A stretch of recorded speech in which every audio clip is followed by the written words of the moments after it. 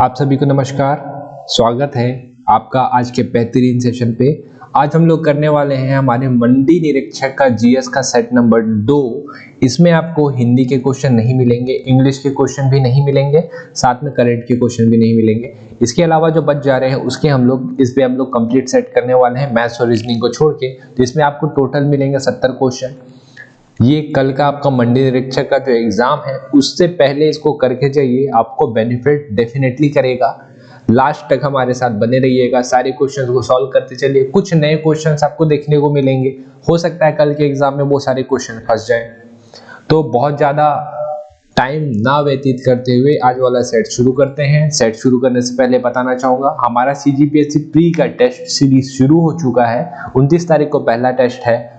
Price हमने रखा हुआ है 499। 29 के बाद ये बढ़ के जो है 699 हो जाएगा। इसका डिटेल जो है आपको नीचे डिस्क्रिप्शन बॉक्स में मिल जाएगा, तो आप उसे वहां से जाके चेकआउट कर सकते हैं। इससे पहले हमने मंडी निरीक्षक का सेट 1 भी किया था, उसे भी जरूर कर लीजिएगा। एग्जाम से पहले आपको हेल्प करेगा, डेफिनेटली हेल्प करेगा। लास्ट तक बनाते चलिएगा। कमेंट करके बताइए कि आपका कितना मार्क्स आ रहा है। और आज का सेशन शुरू करते हैं। सबसे पहला क्वेश्चन आपके लिए जो है वो है कि बांस गीत किन के द्वारा गाया जाता है। ठीक, ऑप्शन है आपके मुरिया, बाघ, राउत या गोड़। बताइए। तो बांस गीत जो है ये एक बहुत ही प्रसिद्ध गीत है छत्तीसगढ़ का, और ये गाया जाता है राउत जाति के द्वारा। ठीक है, राउत जाति जो है श्री कृष्ण को अपना पूर्वज मानते हैं। अगला, कोटा सागर किससे संबंधित है? बिरहोर की पंचायत से, कोल की पंचायत से, बिंजवार की पंचायत से या मुड़िया के दरबार से? तो कोटा सागर का संबंध आपको जो देखने को मिलेगा वो मिलेगा आपका ऑप्शन नंबर सी, बिंजवार की पंचायत से। अगला, निम्नलिखित में से कौन सी जोड़ी सम्मिलित है? झाड़ू राम देवांगन भरथरी गायन, महासिंह चंद्राकर चंदनी गोंदा, दाऊ दुलार सिंह मंदरंजी नाचा, भैयालाल हेड़ाऊ राउत नाचा। तो ये जो थर्ड का सही आंसर हो जाएगा ये है आपका ये दाऊ दुलार सिंह मंदरंजी। ये नाचा की पितामह इन्हें कहा जाता है। और भैयालाल हेड़ाऊ, इनका नाम भी आपने सुना होगा, ये बहुत ही प्रसिद्ध यहाँ के संगीतकार हैं, गीतकार हैं। ठीक है, झाड़ू राम देवांगन, इनका आपका संबंध देखने को मिलेगा परडवानी से। और महासिंह चंद्राकर, ये चंदनी गोंदा नहीं है इनका, लेकिन ये नाट्य में इनका बहुत उच्चतम रोल रहा है, उच्चतम नाम है इनका। हरेली का त्योहार कब मनाया जाता है? सावन मास की अमावस्या को, पौष मास की पूर्णिमा को, वैशाख मास की अमावस्या को या चैत्र मास के शुक्ल पक्ष को?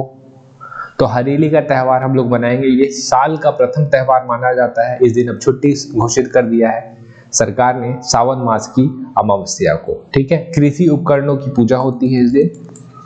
अगला, किसे गरीबों का अभिशापित रत्न भी कहा जाता है? कोरंडम, अलेक्जेंड्राइट, यूरेनियम या तांबा? तो ये है गरीबों का अभिशापित रत्न अलेक्जेंड्राइट, गरियाबंद साइड में मिलता है। सर्वोच्च किस्म के सौगान वन कहां पाए जाते हैं? कोंडागांव, खुर्शेल घाटी, चिल्फी घाटी या झीरम घाटी? तो यहाँ पे साल और सौगान यहाँ के प्रमुख वृक्ष हैं। कूट का इस्तेमाल करके बताइए सही आंसर क्या होगा। चलिए देखते हैं इसका सही आंसर क्या होगा। कोंडागांव वो जगह है जहां पे आपको देखने को मिलेगा क्या, साल वन है। यहाँ पे सर्वोच्च किस्म के साल वन पाए जाते हैं। तो बस आपको अगर इतना याद होता, मेरे को नहीं पता, लेकिन मेरे को ये पता है कि कोंडागांव में तो साल वन है। पहला हट जाता, पहला हट जाता, पहला हट जाता, आपका आंसर निकल के आता खुर्शेल घाटी और चिल्फी घाटी। ऐसे क्वेश्चन आएंगे आपके पास। क्षेत्रफल की दृष्टि से वन वृत्त को जमाइए ज्यादा से कम। जगदलपुर, कांकेर, दुर्ग, बिलासपुर, रायपुर और अंबिकापुर। सबसे ज्यादा कौन है और फिर सबसे कम कौन है? ट्राई करके देखिए एक बार। चलिए, अभी तक आपने जमा लिया होगा। तो सबसे पहले देखते हैं हम लोग। सबसे पहले जो सबसे बड़ा वन वृत्त है वो आता है बिलासपुर, यानी कि 4 को होना चाहिए। 4 यहाँ पे है, 4 यहाँ पे है। 4 के बाद आना चाहिए आपका जगदलपुर। जगदलपुर यहाँ भी है, यहाँ भी है। चलिए 6 भी है, ठीक है, सबसे छोटा भी है। सही आंसर बता देता हूँ डायरेक्ट आपको। तो इसका जो सही आंसर हो जाएगा, सबसे पहले आ जाएगा आपका बिलासपुर, उसके बाद आ जाएगा जगदलपुर, उसके बाद आ जाएगा आपका अंबिकापुर, उसके बाद आ जाएगा कांकेर, उसके बाद आ जाएगा आपका रायपुर और लास्ट में आ जाएगा दुर्ग। कहाँ मेल खा रहा है ये मेल खा रहा है यहाँ पे। छत्तीसगढ़ मुक्ति मोर्चा किसने शुरू किया था? खूबचंद बघेल जी, दयाशंकर शुक्ल जी, शंकर गुहा नियोगी जी या शिवदत्त शास्त्री जी? तो छत्तीसगढ़ मुक्ति मोर्चा शुरू किया गया था? ऑप्शन नंबर सी, शंकर गुहा नियोगी जी द्वारा। अगला, सुमेलित कीजिए। इस टाइप से एक क्वेश्चन आपको देखने को मिलेंगे, तो इसके लिए तैयार रहिएगा। मान नदी, शबरी, मनिहारी, हसदेव या जोक, किलोमीटर दिया हुआ है तो आपको मिलाना है। चलिए वीडियो को पॉज करके ट्राई करके देखिएगा। चलिए अभी तक आपने मिला लिया होगा, मैं बताता हूं आपको इसको कैसे करना है। मेरे को दो चीज पता है कि मान नदी जो है वो 155 किलोमीटर का है और हसदेव नदी जो है वो 176 का। मतलब पहले का मेरे को बा चाहिए। देख लीजिए पहले का बा कहाँ पे, यहाँ पे देखने को मिलता है और यहाँ पे देखने को मिलता है, ठीक। और हसदेव 4 का मेरे को अ चाहिए, ये रहा 4 का अ यहाँ पे है, यहाँ पे अ नहीं है, तो आपका ऑप्शन नंबर बी सही हो जाएगा। तो ऐसे लिमिटेड इंफॉर्मेशन के इस्तेमाल करके आप आंसर निकाल सकते हैं। इसकी प्रैक्टिस जरूर करिएगा, कल के एग्जाम में ये डेफिनेटली हेल्प करेगा आपको। यदि सरपंच का चुनाव किन्हीं कारणों से लंबित है तो सरपंच के रूप में कौन काम करेगा? उप सरपंच, वरिष्ठ पंच, ग्राम पंचायत द्वारा निर्वाचित पंच या कलेक्टर द्वारा नामित व्यक्ति? तो यहाँ पे काम करता है ग्राम पंचायत द्वारा निर्वाचित पंच, ठीक है। अगला, जाजल्य देव प्रथम के संबंध में निम्न कथन सही है? सोमेश्वर देव को पराजित कर सपरिवार बंदी बनाया, त्रिपुरा की अधीनता को अस्वीकार किया, इसने उड़ीसा अभियान से साहिल नामक वीर पुरुष को साथ लाया। बताइए कूट और कौन सा कथन सही है? 1 2 3, 1 2, 1 3 या 2 3? चलिए आपको याद आ रहा होगा कि पहला और दूसरा तो सही है, तीसरे के बारे में नहीं पता। तो तीसरा आप अगर डिडक्ट करने में कामयाब होते, कि तीसरा साहिल नामक जो व्यक्ति है, कमल राज थे, वो लेके आए थे और इसने बहुत हेल्प किया था पूरे राज्य परिवार को जीतने में, बहुत सारी चीजों को दिखने। मतलब 3 हट जाता और ये आंसर निकल के आता, ठीक है। ऐसे क्वेश्चन को छोड़िएगा मत, थोड़ा सा बुद्धि लगाइए आपने। अगर जाजल देव प्रथम कुछ बड़ा काम किया हुआ रहता तो आपको नहीं पता रहता क्या साहिल नामक वीर पुरुष के बारे में, लेकिन जाजल देव प्रथम के टाइम में हुआ ही नहीं था, इस वजह से आपको पता नहीं है। तो इसका आंसर 1 2 निकल के आएगा, ठीक है। ऐसे क्वेश्चन आएंगे, ध्यान रखिएगा। इस राज्य के निम्नलिखित में से किस स्थान पर 1857 में विद्रोह नहीं हुआ था? सोनाखान, संबलपुर, उदयपुर या रायपुर? तो जहां विद्रोह नहीं हुआ था वो था आपका रायपुर। यहां पे आपका 1858 में विद्रोह हुआ था हनुमान सिंह का। सर्वाधिक समय तक सूबेदार के पद पर कौन थे? विठल राव दिनकर, केशव गोविंद, यादव राव दिनकर, महिपत राव दिनकर? तो इसका सही आंसर हो जाएगा आपका, सर्वाधिक समय तक थे आपके केशव गोविंद। छत्तीसगढ़ में वनों का प्रतिशत कितना है? आर्थिक सर्वेक्षण 2021, 44.21, 40.21, 43.92 या 12.96? क्वेश्चन देख के डरना नहीं है, उतना ही है जितना पहले था, ठीक है। मतलब 44.21, 40.56, इसको याद रखिएगा, ये साल 1 है अपने छत्तीसगढ़ में। अरपा नदी का उद्गम स्थल मुंगेली, बिलासपुर, पेंड्रा मरवाई या कवर था? तो पहले अरपा नदी आपका बिलासपुर से निकलती थी, ठीक। खोंडरा खोंडसी की पहाड़ी बिलासपुर, लेकिन पेंड्रा मरवाही बनने के बाद अब इसका सही आंसर पेंड्रा मरवाही होना चाहिए। अगला, अगर किसी वस्तु को 8 किलोमीटर प्रति सेकेंड की वेग से अंतरिक्ष में फेंका जाए तो क्या होगा? वस्तु अंतरिक्ष में चली जाएगी, वापस पृथ्वी पे आ गिरेगी, पृथ्वी की परिक्रमा करेगी या फट जाएगी? तो आप 8 किलोमीटर प्रति सेकेंड की रफ्तार से अगर इसको फेंक रहे हैं तो क्या होगा? ये वस्तु अंतरिक्ष में नहीं जाएगी, वापस पृथ्वी पे आ गिरेगी। क्यों? क्योंकि आपका पलायन वेग जो है ना 11.2 किलोमीटर है प्रति सेकेंड। मतलब इससे तेज रफ्तार से आप किसी चीज को फेंकेंगे तभी वो पृथ्वी का ये एटमॉस्फेयर से बाहर निकल के पृथ्वी के बाहर जा पाएगा, नहीं तो वो ग्रेविटी खींच लेगा उसको नीचे। साधारण मानव में गुणसूत्र होते हैं, गुणसूत्र को बोलते हैं हम लोग क्रोमोसोम।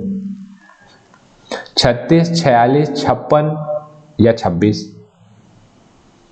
तो 23 पेयर होते हैं मेल में, 23 पेयर होते हैं फीमेल में, जब ऑफस्प्रिंग का प्रोडक्शन होते रहता है उस टाइम पे। तो जब बच्चा तैयार हो जाता है, मतलब बच्चा जब जन्म ले लेता है, उस टाइम पे होते हैं उसके पास 46 पेयर्स ऑफ क्रोमोसोम्स, ठीक है। मेल के सेल पे इतने एग सेल्स, मेल के स्पर्म्स में इतने मिलेंगे आपको, फीमेल के एग में इतने मिलेंगे, तो दोनों मिलकर जब बच्चा बनेगा तो 46 क्रोमोसोम्स के साथ आएगा। मायोपिया यानी कि निकट दृष्टि दोष को ठीक किया जाता है अवतल लेंस से, अवतल लेंस दर्पण से, उत्तल लेंस से या उत्तल दर्पण से। मायोपिया अवतल को हम लोग इंग्लिश में बोलते हैं कॉनकेव, तो ये वाला हो जाएगा आपका कॉन्वेक्स। निकट दृष्टि दोष आप ठीक करेंगे अवतल लेंस से। याद रखिएगा लेंस की आवश्यकता पड़ता है ना कि दर्पण का। पर्यावरण संरक्षण अधिनियम कब अस्तित्व में आया? 1986, 1990, 1972 या 1983। तो पर्यावरण संरक्षण अधिनियम आपको देखने को मिलेगा 1986। ये 1972 कुछ देखा हुआ डेट लग रहा है ना? कमेंट करके बताइएगा 1972 में कौन सा एक प्रोटेक्शन एक्ट आया हुआ है। बहुत इंपॉर्टेंट प्रोटेक्शन एक्ट है। भारत के पहले सुपर कंप्यूटर का नाम है परम, DGX2, सनवे, ताहू एलिट या समिट? तो सबको पता है परम। ऊर्जा के 10% के नियम किसने दिए थे? मैंडरिन, लिंडमैन, आर्नोल्ड या जीवी विक? तो 10% का नियम देने वाले जो व्यक्ति थे, और बहुत इंपॉर्टेंट क्वेश्चन है एनवायरमेंट में, लिंडमैन। मैदानों में पर्यावरण संतुलन बनाए रखने के लिए न्यूनतम जंगली क्षेत्र कितना होना चाहिए? 50%, 40%, 33% या 25%? तो ये होना चाहिए आपका 33%। भूरी क्रांति संबंधित है जूट के उत्पाद से, खाद के उत्पाद से, आलू के उत्पाद से या मछली के उत्पाद से? तो भूरी क्रांति आपको खाद से संबंधित मिलेगी। चिपको आंदोलन के जनक सुंदरलाल बहुगुणा, सलीम अली, मेधा पाटकर या गौरा देवी? तो इनका हाल ही में निधन हुआ है, ये हमारे सुंदरलाल बहुगुणा जी। अगला, poverty and un British rule in India पुस्तक के लेखक हैं Cornell, Dadabhai Naoroji, Adam Smith या कार्ल मार्क्स? तो इसका जो सही आंसर हो जाएगा सबको पता है, दादाभाई नौरोजी। बहुत इंपॉर्टेंट किताब थी ये। EWS कौन से नंबर का संविधान संशोधन के अंतर्गत आएगा? इकोनॉमिकल वीकर सेक्शन, जो 10% रिजर्वेशन मिलता है सुवर्णों को, वो 100, 101, 102 या 103? तो इसका सही आंसर हो जाएगा EWS आता है आपका ये ऑप्शन नंबर डी 103। 100 तो है आपका लैंड बाउंड्री एग्रीमेंट बांग्लादेश के साथ, 101 GST है, इससे क्वेश्चन पूछा हुआ है।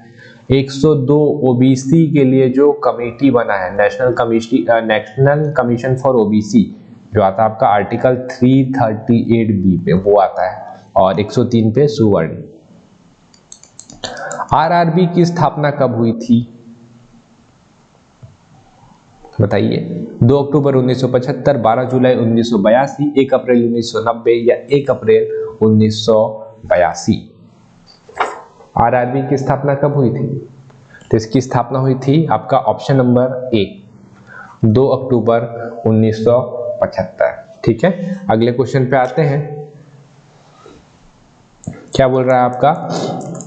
प्रायद्वीप भारत में उच्चतम पर्वत चोटी है, अनाईमुड़ी, दोदा बेटा, महेंद्रगिरी या नीलगिरी?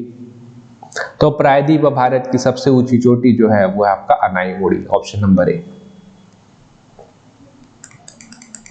अगला, निम्नलिखित में से कौन सा अक्षांश विस्तार भारत की संपूर्ण भूमि के विस्तार के संदर्भ में प्रासंगिक है?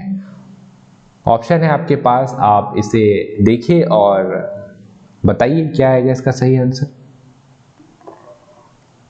अगर ये मैं भारत मान लूं तो आपसे पूछा है कि पूरा अक्षांशीय विस्तार, मतलब ये वाली लाइन, ठीक, पूरे भारत को कौन समेट लेगा, यहां से लेके यहां तक का बताना है आपको। तो आपको पता होना चाहिए, ये है आपका 8 डिग्री 4 मिनट उत्तरी अक्षांश, नीचे वाला हिस्सा ना कन्याकुमारी, और ऊपर 37 डिग्री 6 मिनट उत्तरी अक्षांश, इंदिरा पॉइंट। ठीक है, तो ये इसके बीच में भारत आता है, अक्षांशीय रेखा यही है, देख लीजिए कहां है, ये रहा। ठीक, अगला, निम्नलिखित में से कौन सा ग्रह सूर्य का चक्कर सबसे कम समय में लगाता है? बुध, शुक्र, पृथ्वी या मंगल? ठीक कर लिया आपने, इसका सही आंसर हो जाएगा बुध। क्यों? क्योंकि सबसे पास है ना ये, जितना पास रहेगा उतना तेज, और जितना दूर रहेगा उतना धीरे लगाएगा। जैसे कि प्लूटो को सूर्य का चक्कर लगाने में 247 ईयर लगते हैं और धरती को 365 दिन। देख लीजिए कितना अंतर है। बांग्लादेश में गंगा नदी को पुकारा जाता है मेघना, पद्मा, भागीरथी या महागंगा। तो बांग्लादेश में गंगा नदी को हम लोग बोलते हैं ऑप्शन नंबर बी पद्मा। और मेघना क्या है फिर? मेघना जब आपका गंगा नदी और ब्रह्मपुत्र मिल जाता है तो हम लोग इसको बोलते हैं मेघना। ठीक है। भील जाति कहाँ पाई जाती है? असम, झारखंड, पश्चिम बंगाल या महाराष्ट्र। तो भील जाति आपको याद रखना है कि वेस्ट साइड पे पाई जाती है। ये ईस्ट साइड पे आपको संथाल मिलेंगे। तो अब देख लीजिए वेस्ट में कौन है। वेस्ट में है आपका असम तो नहीं है, झारखंड भी नहीं है, पश्चिम बंगाल भी नहीं है, मतलब महाराष्ट्र। महाराष्ट्र के अलावा अगर गुजरात दिया होता तो गुजरात भी हो सकता था आपका, दोनों कभी नहीं मिलेगा आपको, नहीं तो ऑप्शन आपके आंसर गलत हो जाएंगे, क्वेश्चन गलत हो जाएंगे। वेस्ट साइड पे ये 3 जगह पे आप बोल सकते हैं संथाल मिलते हैं। और पूरे भारत की भी सबसे बड़ी जनजाति यही है 2011 की जनगणना में। ठीक है, 21 में हो सकता है गोड़ हो जाए, लेकिन अभी तक तो नहीं है। 10 डिग्री चैनल किसे पृथक करता है? अंडमान निकोबार, अंडमान को म्यांमार से, भारत को श्रीलंका से, लक्षद्वीप को मालदीव से। तो 10 डिग्री चैनल पृथक करता है अंडमान एंड निकोबार। अगला, भारत का सबसे बड़ा कपास उत्पादक है महाराष्ट्र, गुजरात, पंजाब या हरियाणा। तो कपास की खेती जो होती है वो होती है काली मिट्टी पे, ब्लैक सॉइल पे, और ये सबसे ज्यादा मिलता है गुजरात में। तो आंसर हो जाएगा गुजरात। महाराष्ट्र में भी होता है कपास उत्पाद, लेकिन गुजरात की अपेक्षा कम होता है। सती प्रथा का प्रथम उल्लेख कहाँ मिलता है? जूनागढ़ अभिलेख, मंदसौर अभिलेख, केरल अभिलेख या भीतरी अभिलेख। ठीक, तो ये मिलता है हमको भानुगुप्त के 510 में जो मिला है आपको केरल अभिलेख। सविनय अवज्ञा आंदोलन के रूप में गांधी जी ने दांडी मार्च प्रारंभ किया था 31 दिसंबर 1931 को, 26 जनवरी 1930 को, 12 मार्च 1930 को या 6 अप्रैल 1930 को। इसका सही आंसर हो जाएगा 12 मार्च 1930 को। निम्न यूरोपियन शक्तियों ने भारत में समय समय पर प्रवेश किया? अंग्रेज, डच, फ्रांसीसी और पुर्तगाल। तो सबसे शुरू में कोशिश करिए बिना ऑप्शन देख के जमाने का, क्योंकि ये आपके 100% एक्यूरेट होंगे अगर आपने बिना ऑप्शन देखे ही जमा दिया। आपको पता है कि सबसे पहले तो पुर्तगाली आएंगे ना 1498 में। ठीक, अब बाकियों का समझ में नहीं आ रहा है, लेकिन पुर्तगाली पहले आएंगे। ऑप्शन देखते हैं, देखिए यहीं से आंसर निकल के आ जाता है, ये पुर्तगाली। ऐसे करके आपको बनाना है क्वेश्चन। दिल्ली के किस सुल्तान के विषय में कहा जाता है कि उसने रक्त और लौह की नीति अपनाई थी? इल्तुतमिश, बलबन, जलाउद्दीन, फिरोज खिलजी या फिरोज शाह तुगलक। तो इसका सही आंसर हो जाएगा ऑप्शन नंबर बी बलबन। ठीक है, पर्सियन लवर था, सिजदा और पैबोस वाला भी यही था। निम्नलिखित में से कौन सा 4 धाम में सम्मिलित नहीं है? पुरी, द्वारका, प्रयाग या रामेश्वरम। तो जो सम्मिलित नहीं है वो आपका प्रयाग। निम्नलिखित विदेशी यात्रियों के भारत आने के क्रम को व्यवस्थित कीजिए? हिंदस्वांग, मेगास्थनीज, फाहियान, इत्सिंग या सुलेमान। बताइए आपको ऑप्शन। वीडियो को पॉज करके ट्राई करके देखिएगा एक बार। ठीक है, हो गया। चलिए सबसे पहले बताता हूं, मेगास्थनीज को आना चाहिए, आ गया। मेगास्थनीज के बाद फाहियान को लाइए। ठीक है, 2-3 हो रहा है अभी तक। उसके बाद आप लेके आइए हेंसवांग को, 2-3-1। कहाँ है 2-3-1? 2-3-1 हमको दिखने को मिलता है सिर्फ यहाँ पे। 2-3-1 हो गया, इतने में काम। ठीक है, सुलेमान इनका नाम सुना हुआ नहीं है तो ये लास्ट में आने चाहिए थे, वैसे सब में लास्ट में ही दिया हुआ है। तो 2-3-1 ऑप्शन नंबर बी सही हो जाएगा। चलते हैं आगे और कुछ करते हैं हम लोग संविधान के क्वेश्चन। कोई व्यक्ति संसद का सदस्य नहीं बन सकता यदि चुनाव में भ्रष्ट आचरण के तहत दोषी करार दिया गया हो, दिवालिया घोषित कर दिया गया हो, चुनाव खर्च का ब्यौरा समय पर देने में विफल रहा हो या उपरोक्त सभी। तो सदस्य नहीं बन सकता क्योंकि बहुत सारे अवगुण हैं, उपरोक्त सभी। ठीक है, भारत में पंचायती राज व्यवस्था लाने के पीछे मुख्य उद्देश्य क्या था?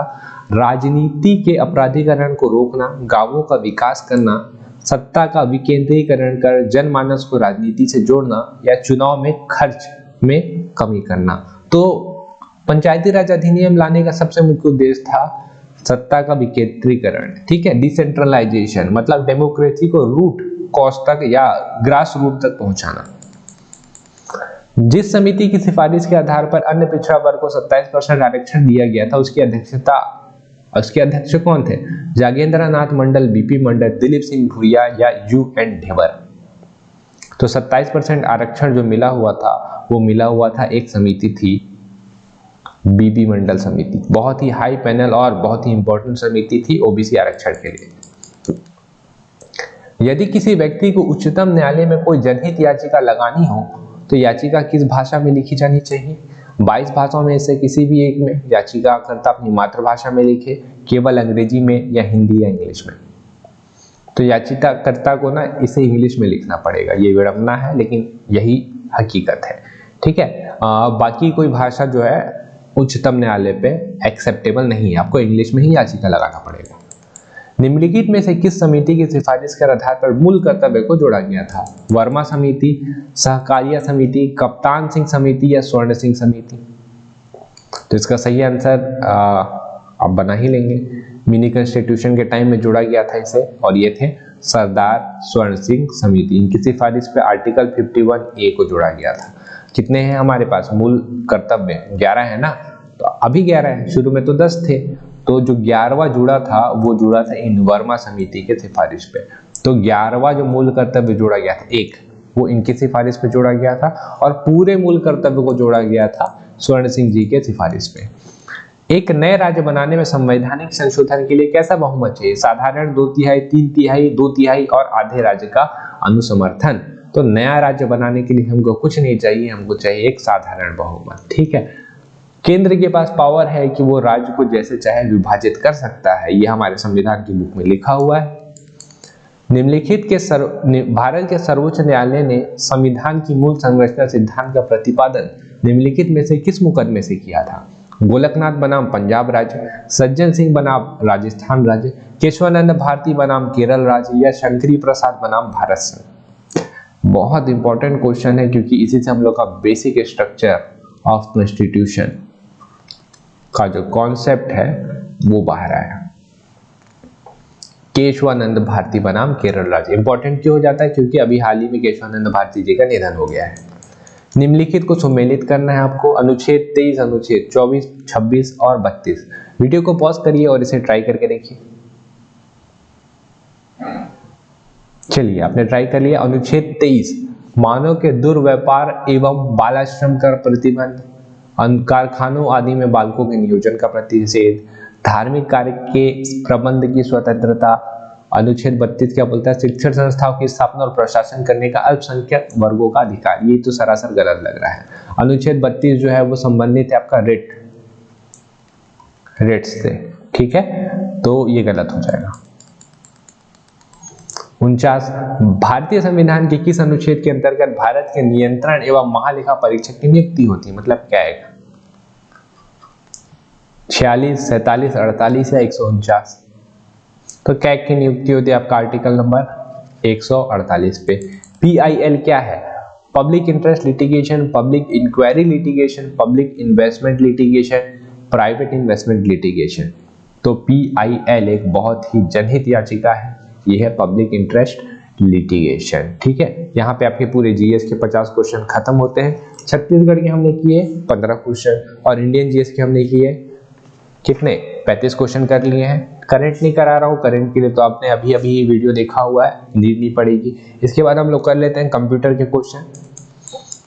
सफारी क्या है? ब्राउजर, एडिटर, कंप्लेयर या उपरोक्त में से कोई नहीं।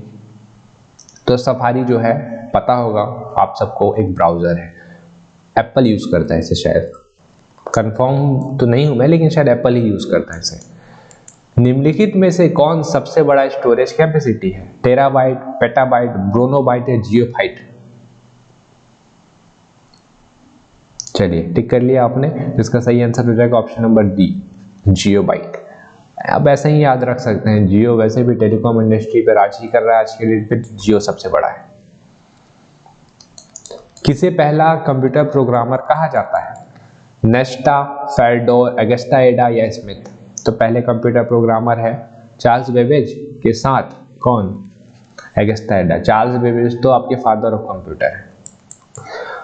प्रिंटेड सर्किट बोर्ड को कहा जाता है ALU, CPU, ROM या मदरबोर्ड?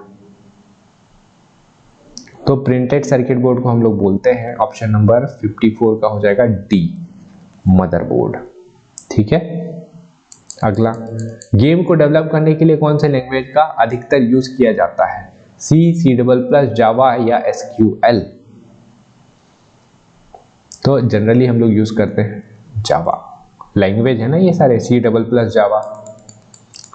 डिजिटल सिग्नेचर क्या है? Scan signature, signature in binary form, encrypting information, handwriting signature. तो जैसे ये साइन हो रहा है, यह है क्या? ये एक इंफॉर्मेशन है, इनक्रिप्टिंग इंफॉर्मेशन। अगला, डीबगिंग क्या होता है? Rolling out a software program, modifying software program, checking error in a software program, changing the design structure of a program. तो डीबगिंग यूज किया जाता है कंप्यूटर पे, और क्यों यूज किया जाता है? एरर को चेक करने के लिए, checking error in a software program. अगला, कंप्यूटर का परमानेंट मेमोरी होता है रैम, रोम, CPU या CPU रोम? तो कंप्यूटर का परमानेंट मेमोरी होता है आपका ROM, रोम। अगला, माइक्रोसॉफ्ट कॉर्पोरेशन का संबंध किससे है? मदरबोर्ड, कंप्यूटर सॉफ्टवेयर, गेम या प्रोसेसर? तो माइक्रोसॉफ्ट कॉर्पोरेशन का संबंध आपको मिलेगा, हम लोग सब यूज करते हैं इसके प्रोडक्ट, कंप्यूटर सॉफ्टवेयर। निम्न में से कौन सा नेटवर्क प्रोटोकॉल नहीं है? SSH, HTML, PPP या POP? तो जो नेटवर्क प्रोटोकॉल नहीं है वो है आपका option number B, HTML। Computer में विंडो एक प्रकार का क्या होता है? प्रोसेसर, हार्डवेयर, सॉफ्टवेयर या इनमें से कोई नहीं? तो कंप्यूटर में जो विंडो होता है वो है आपका सॉफ्टवेयर। अगला, language which can easily interact with the hardware, hardware के साथ जो आसानी से सामंजस्य बैठा सकता है वो कौन है? High level language, low level language, mid level language या ऑल ऑफ द अबव? तो इसका सही आंसर हो जाएगा हार्डवेयर के साथ जो रहेगा लो लेवल लैंग्वेज, आसानी से सामंजस्य बैठा सकता है। फर्स्ट प्रोग्राम, कंप्यूटर को चालू करने के उपरांत कौन सा प्रोग्राम सबसे पहले रन होता है? System software, operating system, system software, operating system, system operation या प्रोसेसिंग सिस्टम? इसका सही आंसर हो जाएगा option number B, operating system. Operating system ये सबसे शुरू में चालू होता है। गीगाबाइट क्या है? Refers to 1024 byte, 1024 kilobyte, 1024 megabyte, 1024 gigabyte. तो गीगाबाइट मिलेगा आपको 1024 मेगाबाइट। 1 गीगाबाइट में तो इतना ही होते हैं। ठीक है। ट्रिपल W के खोज करता है Charles Babbage, Tim Berners-Lee, Alan Turing या चार्ल्स डिकेंस? तो ट्रिपल W के खोज करता आपको मिलेंगे, चार्ल्स बेबेज तो बिल्कुल नहीं है, फाउंडर ऑफ कंप्यूटर है ये, टिम बर्नर्स-ली। निम्न में से मॉडिफायर की है कंट्रोल, शिफ्ट, अल्टर या ऑल ऑफ दिस? तो मॉडिफायर की कौन होगा? सभी होंगे ना, सारे के सारे तो हैं। बायोस का full form, binary interchange operating system, basic input output system, beginners input operating system, basic interface oriented service? तो बायोस मतलब होता है basic input output system. Barcode क्या है? Processing device, storage device, input device या output device? अब सोच के देखिए, बारकोड से स्कैन करेंगे तो इंफॉर्मेशन अंदर जाएगा, अंदर जाएगा मतलब इनपुट डिवाइस है। इनमें से कौन सा हार्डवेयर नहीं है? Which of the following is not a hardware? Processing chip, printer, mouse या जावा? तो ऊपर ही देखा है इसका हमने, ऐसे क्वेश्चन मिलेंगे ना कि आपने ऊपर के एक इंफॉर्मेशन से नीचे का एक आंसर निकाल लिया। जैसे इसका आंसर क्या निकल के आ रहा है? जावा। ये तो लैंग्वेज है। Full form of EDP, electronic data part, electronic data personal, electronic data processing या इलेक्ट्रॉनिक डेटा पावर? तो इसका सही आंसर हो जाएगा इलेक्ट्रॉनिक डेटा प्रोसेसिंग। ये थे हमारे टोटल 70 MCQs। आशा करता हूँ आपको MCQs पसंद आए होंगे। कमेंट करके बताइएगा आपके कितने आ रहे हैं, और सभी को कल के एग्जाम के लिए बहुत बहुत बहुत आपको शुभकामनाएं भी और बेस्ट ऑफ लक भी। ठीक है, पेपर बहुत अच्छे से दीजिएगा। पेपर के बाद हम लोग मिलेंगे, डिस्कशन करेंगे पेपर पे क्या आया था, लेवल कैसा था। तो कल का पेपर बहुत अच्छे से दीजिएगा। उम्मीद करता हूँ कि मेरे जितने भी एमसीक्यूज रहे होंगे आपकी हेल्प करने, थोड़ी भी हेल्प करने में, एटलीस्ट 5 या 10 नंबर भी आपके बढ़ाने में हेल्प हुए होंगे, तो मेरे लिए भी बहुत हेल्प ये रहेगा और आपके लिए भी बहुत हेल्पफुल रहेगा। ठीक है, कल मिलेंगे हम लोग पूरे एनालिसिस के साथ। तब तक के लिए बहुत बहुत आपका धन्यवाद और कल के लिए आप सभी को बेस्ट ऑफ लक।